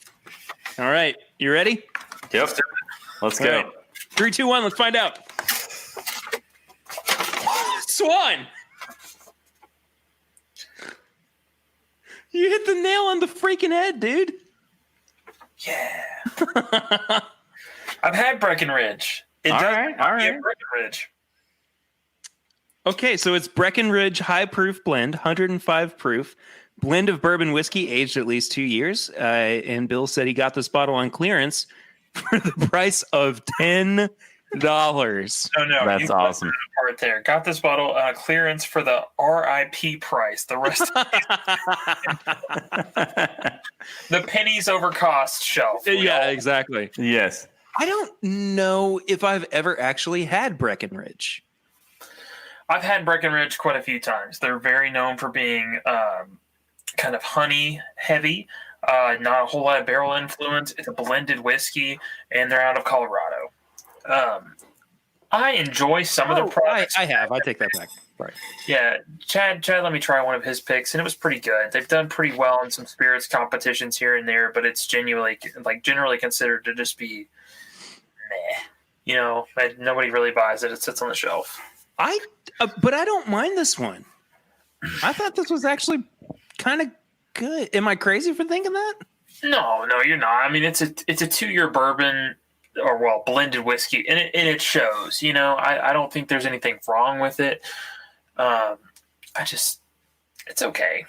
Yeah, I think that's what it was. The age for me is that I think that shows through, and obviously so. I mean, a 2-year. You're gonna sense that. So I think that for me, that's where it was at. But I mean, I was wrong on the 105 proof. I thought it was below 90. Yeah, I mean, Swan had it nailed on the head there. So that was good. I think it's the youthfulness being paired with the proof that really would throw somebody off Yeah. with this. I wasn't picking up any super young notes personally. No, and I think too, you've got to think that it's a blended whiskey, so they may put something in there that just really is off spectrum mixed with a 2-year. He says it's a blend of bourbon whiskey. Blend of bourbon, okay.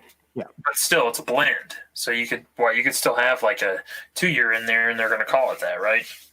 Well, I mean, and it can sit in the barrel for half a second and still be called bourbon. That's true. But what he's saying is that the bourbon that is blended into this is at least 2 years old. It, I don't know. It's strange. It is very oily for something that's going to be sitting around 2 years. It is. It hangs around. Mm-hmm. Yeah. I think it's good, especially for the price of $10. Really yeah. Well, I'll buy just about any bottle for $10. I mean, especially if it's on clearance. I mean, that is in and of itself a story to be told. Doesn't have to be a good bottle on $10 clearance, but I gots to know. Yeah, you're gonna have one of two reactions. It's like, why was this on sale? Or you're gonna go, that's okay, why. Yeah, I get it. Yeah. So I mean, both of those at $10. That's a gamble I'm willing to take pretty regularly.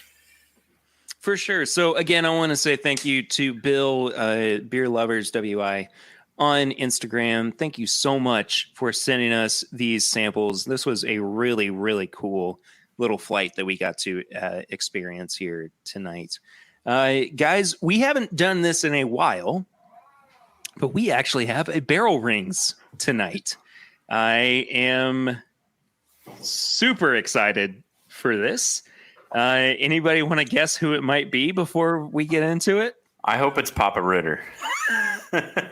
Why would you why would you assume it would be him? Man, I those wouldn't are the best. I hope it's Papa. Yeah, I wouldn't assume. I just am hoping that it is. Well, spoiler alert, it is. So we are going to see what Papa Ritter had to say for this week's edition of Barrel Rings, which you can reach us at to leave us a voicemail at 859-428-8253. And we'll listen to your voicemail here on the show. So let's do this. Hey guys, Grandpapa Ritter here. I know y'all are recording and hope that you can get this in before you stop. Question for Swanee. Sorry to hear about your cat dying over the weekend, but I would really like to hear a description of your new cat and how you all are getting along. All the best. Cheers. I hope to be on the show sometime soon. Cheers and love to all. Talk to you soon. Bye. All right. So a little bit of backstory. I apologize for laughing a bit at that, but Swan, you unfortunately had to put a cat down this weekend. Yeah, I've had her for a long time. She was a stray, so trying to figure out her age was a little difficult, but the vet thought she was somewhere between 10 to 12. But she got put down. She had a mouth tumor. It was in her jawline. Just couldn't eat anymore. Just time, you know. But our second cat, Bruce, needs a companion. He gets pretty lonely. He actually pouts and cries, which is simultaneously adorable and terrifying and sad.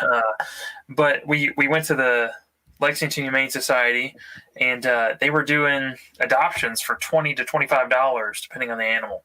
So we walked in, and this cat looked straight at me and like did the head cock, you know, that dogs do. And I'm like, that one's going on with me. So I took it home. His name was originally Buck. We've named him Gus now. And realize now we have two Gus's among the group here. Yes, that's a good name. It's a great name. And the new cat is great. Super skittish at first, running around, didn't want to say anything. And then last night I woke up and he's just like kneading me on my chest, and he's just like, "Can you wake up and like pet me or something? What is going on?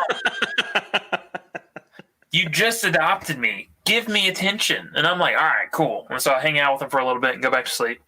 And this morning we introduced the 2 cats, and I'm like, well, he needs a companion. This is gonna be great. He's gonna love him. This little kitten. He's only like 1.5 years old. I mean, he's not too old. Introduced the 2, hissing, man. Scratching, Oh my gosh. hissing, just pissed off at each other, and I'm like, well, this is going great. But no, it's great, man. I'm super excited to have a new kitten. I mean, I was happy to give Kat, my previous one, a good life, and now I can give this one a good life. Speaking of which, we got Gus on the channel here. We got the other Gus. Yeah, Curtis is showing off Gus the dog. Yeah. Look at him. Gus is a good boy. So- I know he can't Gus hear me, a- but Gus a good boy. Are you a good Yeah. boy? He's a good pupper. That's he's for sure. sweet. He's sweet as can be, man. Yeah. All Also, right, I'll really, let him go. I adopted a domestic short hair, and it's got the signs of being a Maine Coon, which, if you look that up, is a ginormous cat. So Yeah, that's what Papa Ritter was getting at more than anything. that's gonna be fun. Can't wait for that. You're gonna have a cat that is as big as like a Rottweiler if it is full bred. Yeah. It's got the little ear tufts. It's got the M on its forehead. It's got the 2 layers of fur and the big neck thing already. It's going to be fun. Well, thanks to Papa Ritter for sending in a barrel rings for this week. You can send yours into 859-428-8253. You can leave us a message and we will listen to it again here on the show and respond to it. It can literally be about anything, which has been proven It's Pandora's box right there. But here tonight. It absolutely is. But I will ask, and maybe we'll wind up with some responses. Doesn't even have to be on the barrel rings. You could send us a tweet or an email or a Facebook post or anything. Let us know what your favorite out of Kentucky bourbon has been that you have been able to experience in your bourbon journey. What will we do? Jeez, sorry. I had a real tough run up there on that one. That was like running uphill after I had already. I will say, biked for a little outside of Kentucky bourbon, I would say this J. Henry, man. I think the J. Henry is where it's at. Yeah. Truly, I think that's been the best thing that I've had out of Kentucky. Same here. Yeah. I mean, Hotel Tango too. Don't get me wrong. Yeah. So, Kurt, I know you haven't been able to have that yet. We need to get you. We got to get you some of that, dude. Yeah. No, I'd love to try it. We haven't There's even one- tried the wheat bourbon yet. No. oh yeah, we need to get that then. I also want to try this north side. There's this north side, like Cincinnati. I don't know if it's bourbon or if it's just whiskey, but I just want to try it just because I'm living in Cincinnati now. Yeah, absolutely. Oh, So- that'd be a fun episode for us to do too. I'll have to grab that sometime. Please, yeah. Well, we always like to round out the show by recommending things to people, and that's what we do here in our tips and bits segment. Guys, what tips and or bits do you have for our listeners this week? I've been watching the TV show. It's on Netflix. It's called Dirty Money. Have you ever seen this? I have not. So it's on Netflix, but it's just it's an explanation of some just aggressive businessmen that have gone through anything and everything for their, monetary bottom line.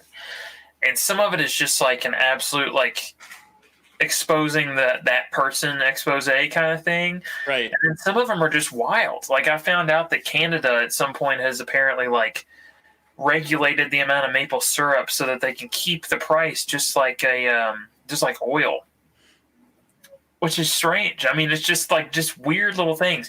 You find yourself clicking on an episode and you're like, I'll just watch one, whatever. It's fine. It's interesting. It's a topical thing.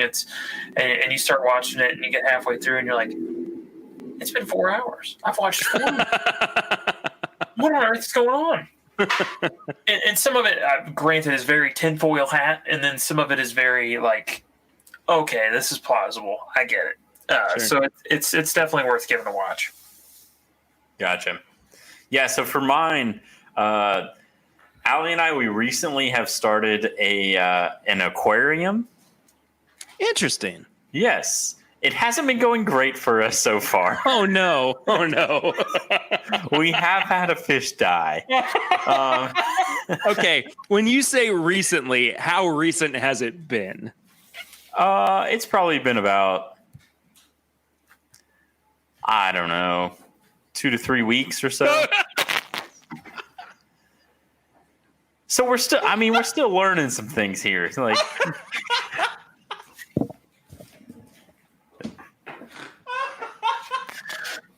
That is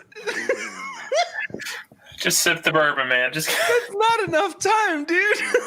no, it is, because it's actually so it's more or less, we finally got to where we have the pH balance, we have the temperature of the water, like we have it all ready and set to go. That was our problem, is we just didn't have the right like setup, the first time around. So I think we're getting there. And so anyway, I'm super excited about that, and I would recommend doing that. Just better than us, probably. Don't kill the fish. Yeah. Robot Scott on YouTube, which is where we're streaming this for Patreon, asked freshwater or saltwater. It is freshwater. And we've had a beta fish before, and this thing lived. His name was Fitz, and this thing lived for 3 years. Yeah, they live forever. Yeah, it lived a long, long time, and it had lived through like my apartment, Allie's apartment in Virginia. Like, it was everywhere, man, and it still was alive. He's no longer with us, but but he had been through a lot. I'm sorry. It's been a long time since we checked in with you, Kurt, and I apologize for that. I got a fun story too, if you wanted, of a fish tank. Oh please. Yeah. I've got one also as well. When I was younger, we were moving from one house to the other, and I had, within the last 6 months of us moving, been like really into getting a freshwater setup. And I did the same thing. I spent like 3 or 4 weeks just like really just letting it get together and like making sure the filter was running and the pH balance was fine. Bought a bunch of neon tetra, and I was like, this is the setup, man. It's right next to my bed. It's huge. The water's running. I don't have to leave my fan on at night, because I always leave a fan on. And I'm like, this is cool.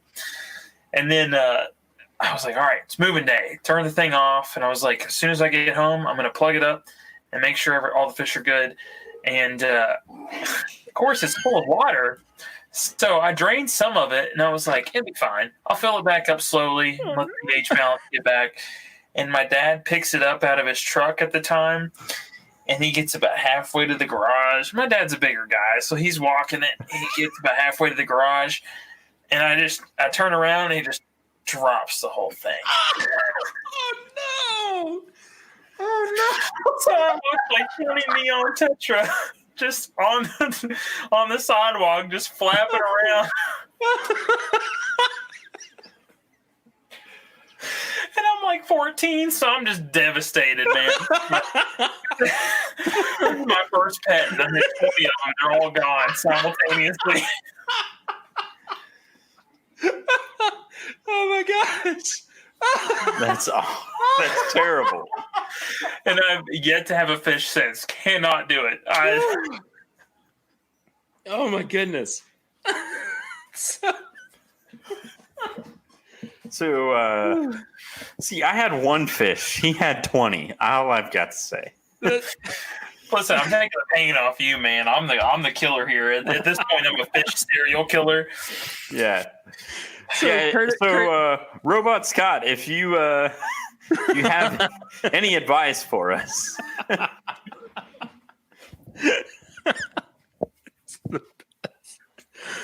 Oh my goodness. Okay, well,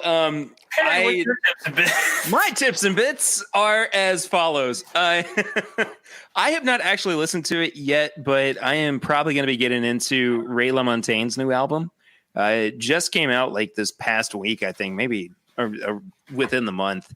I'm not entirely sure. I'm a huge fan of his music, have been for a long time. So I'm looking forward to kind of getting into that album for sure. There's a new podcast that I've been listening to as well, and it's from some Kentucky boys. here, very, very local. Actually was started by the brother of Lucy's best friend and a couple of his good friends as well. It's called Tell Me I'm Wrong.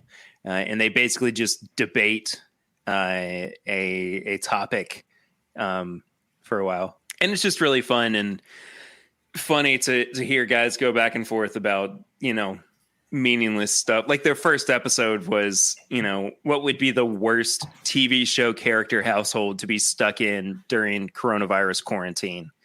And it was good. It was really, really good. I'm looking forward to seeing more of what those guys do. Maybe we'll have to bring them on and have a Tell Me I'm Wrong About Bourbon episode too. We already did that with what the Gizmo was. That was it was articles. Oh, the Gear Patrol. Gear Patrol. Gizmodo. Yeah. No, I think it'd be fun to do a little local collab because there aren't many podcasts, oddly enough, that exist in Lexington. So No. we'll have to do that sometime. But that's for another week because we have just wrapped up this week's episode of This My Bourbon Podcast. Thank you all so much for listening to the show each and every week, as well as those of you who might be new listeners.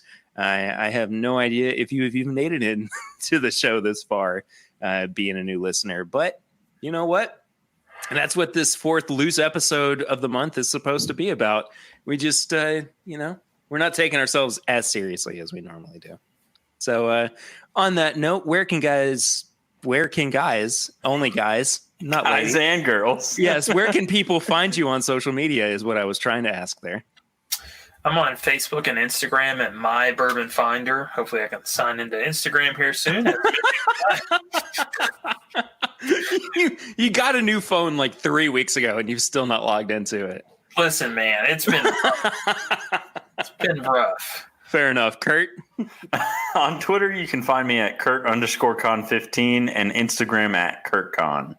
And I am at PRitter1492 on all social media channels. You can follow the show at My Bourbon Pod on Instagram, Facebook, and Twitter. You can leave us a 5-star rating and review right in app from your podcast provider. Probably not as much as you could from somewhere like Apple in their podcast app. If you do leave us a rating and a review, we will actually read it out on air for you. And it's a pretty cool thing that we offer. We haven't had one in a while, so if you feel like that is something that you would like to do, please go in there and do that. It is actually really helpful for us trying to reach new listeners, trying to show up in the search feed. If you get something like you search for Bourbon Podcasts, and we'll pop up a little bit ahead of some other folks. So we all want to share the wealth, of course, but let's get some other people to find us, please. You can find all of our apparel and merchandise at bourbonshop.threadless.com, which actually, as of today, as of recording, launched 3 years ago. How crazy is that? So that means we're coming up very, very quickly on the 3-year anniversary of the podcast, as well as the 150th episode, which we will talk more about at a later date, because by that time, I'm probably going to have a baby that I have to take care of. So we'll see what happens and how we get through that. You can also leave us a voicemail, as you heard earlier, at 859-428-8253 for our barrel ring segment. And that's a great way to get in contact with the show. You can send all your questions or comments to thisismybourbonshop@gmail.com. You can become a part of our Facebook group at facebook.com. You just search for This Is My Bourbon Group, answer a couple of questions, and we will make sure to get you in there. And then last but not least, our Patreon is where you can become a supporter of the show for as little as $1 a month and all the way up to, I believe, $50 a month, which is, you're crazy if you're doing that. But we also appreciate people who donate to the show every single week, every single month. You guys really do help us continue with the show. Swan, you've got something you really seem like you want to say. We've got a new segment at the end of this called Last Call. So we're going to be doing the 1.5 version of that since we lost last week's episode. Yeah. I just found an article that Don Nishida got tagged in that I think we could definitely go over and tear to pieces in our segment. We will certainly talk about that. That will be for our Patreon listeners. You do get the pregame chats, which come out the day before every episode, and now the last call chats. Last call episode? I don't know. We haven't workshopped the name just yet, but that is all at patreon.com/mybourbonpodcast. And I think that does it for this week. Next week, we're going to be talking about how hard it is to actually price and value bourbons. Swan and I were talking about, picking up a bottle of the newest Booker's. And Kurt, if you can do the same, hope you can be on with us. Yeah, definitely. I'll try to. All right, man. Well, that does it for this week of This Is My Bourbon Podcast. We will see you next week. But until then, I'm Perry. I'm Curtis. And I'm Swan. And this is My Bourbon Podcast.